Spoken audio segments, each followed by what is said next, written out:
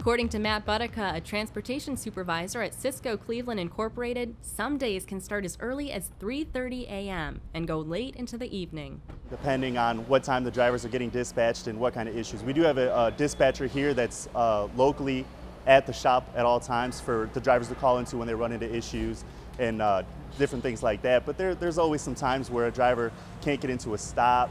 Alarms get set off, different things, breakdowns where we have to go and secure a vendor to come in and fix the truck. He says a typical day always starts with checking his computer. We normally use laptops. We have tablets and different things like that, our phones. We have different apps that we can use to track our equipment and our drivers through the day. But typically speaking, we'll get on the computer and we use our GPS tracking system for the drivers. We see where they're at and it shows whether they're on time. Because sometimes the uncontrollable things can happen, like heavy traffic, an accident, or a snowstorm. And it's the transportation supervisor's job to be in contact right away. We see where our problems are for the day. We usually have it set up then. I go and I do observations on my drivers. I want to make sure that they're following all of our fundamental work techniques, they're being safe on the road, following all federal regulated laws and regulations with violations and different things of that sort. From the plant in Cleveland, drivers cover a wide area, as far west as Toledo, as far south as Cincinnati, and even into Pennsylvania and West Virginia.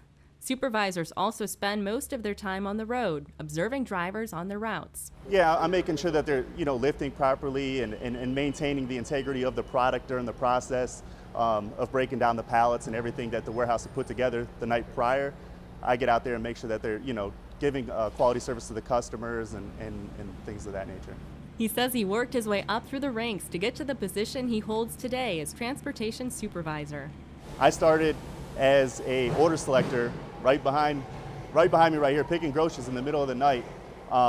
And I had no experience. I had a high school diploma, came in, started picking groceries, and was able to obtain my CDL through the company. A Class A CDL is a commercial driver's license that allows you to pull 80,000 pounds on regulated types of equipment, like a tractor-trailer combination vehicle. There are different schools across the country that offer training for this license. When I got my CDL, I started driving for Cisco.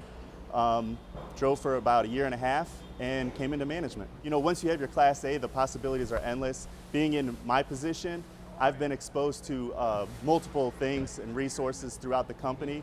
Again, I have a high school diploma. I don't have any kind of university or anything like that, but I have been able to learn quite a few things, and experience is what really drives success, in my opinion.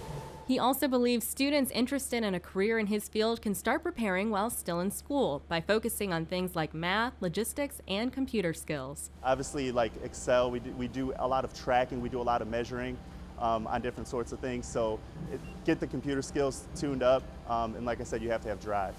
You got to want to do something. You got to be interested in it. I had no intentions of ever being in this position, and I love it. It's something that has driven me. I get interested in the morning times. I wake up and I see what I can do to better the company. The median annual salary for a transportation supervisor, according to the U.S. Bureau of Labor Statistics, is $57,530.